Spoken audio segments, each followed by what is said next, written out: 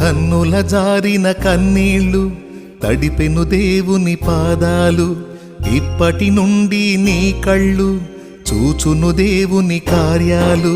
కన్నుల జారిన కన్నీళ్ళు తడిపెను దేవుని పాదాలు, ఇప్పటి నుండి నీ కళ్ళు చూచును దేవుని కార్యాలు. ఉందిలే దీవెనా ఎందుక వేదన, పొందిన యాతన